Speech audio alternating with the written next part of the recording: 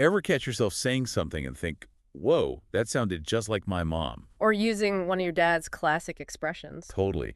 It's like our family's words get stuck on replay in our brains. Right, and it's more than just the words, it's the way we say things, the whole communication style. Exactly. And that's what we're diving into today, how these family language habits, the ones we don't even realize we're picking up, end up shaping us. It's pretty fascinating stuff. Absolutely.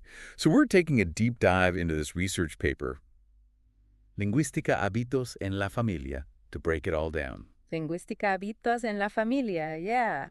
One of the things that jumped out at me was how early this all starts. We're talking the moment a baby is born, they're already tuning into how their family communicates. Totally, like those little baby coos and babbles. Exactly. And it's not just cute. The paper calls babies language sponges, soaking up everything. It's true, they really do absorb everything around them. But it's more than just like learning vocabulary, right? Exactly. They're mirroring. It's called linguistic mirroring. They found that children don't just learn words from their parents, they mirror their entire communication style. It's incredible, like even down to the grammar and sentence structure. Wow, that's wild.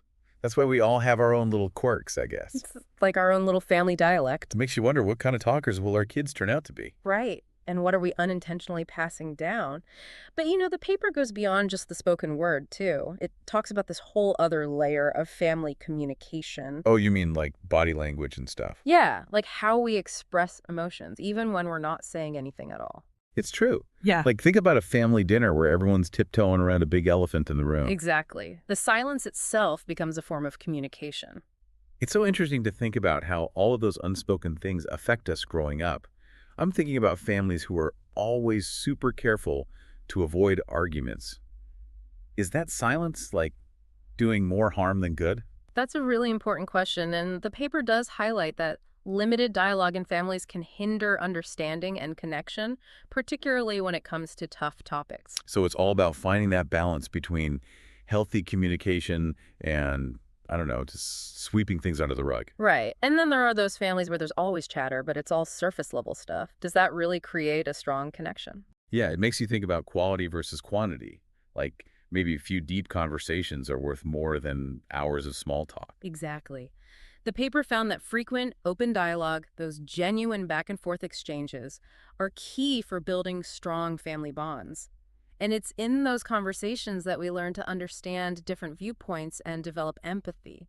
So it's not just about how much we talk, but what we talk about and how we talk about it.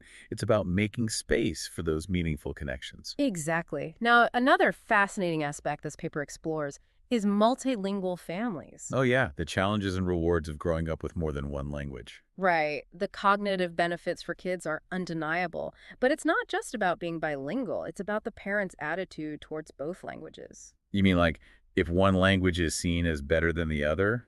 Exactly. If one parent only speaks one language, or if one language is relegated to certain situations like homework, kids pick up on that. That makes total sense. It's about creating a positive association with both languages, showing kids that they're both valuable and important parts of their identity. Precisely. And it all circles back to communication. How we talk about and value different languages within the family shapes the child's perception. Wow, so much to think about. Speaking of shaping perceptions, did the paper address how heated arguments affect us? Oh, absolutely. That's where the research gets really interesting. They actually measured cortisol levels, the stress hormone, during family arguments. No way. Yeah.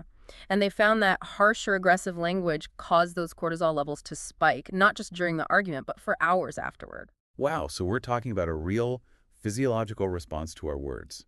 That's intense.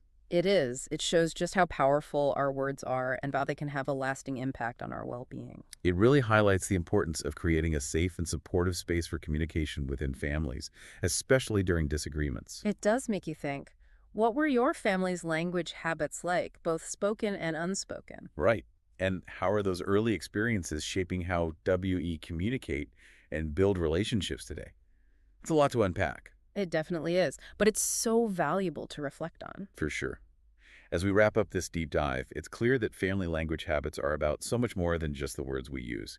It's about the way we connect, express ourselves, navigate conflicts, and shape our understanding of the world around us. Absolutely. Yeah. It's a powerful reminder to be mindful of the language we use with our loved ones because it has a lasting impact far beyond any single conversation. And that's something worth talking about.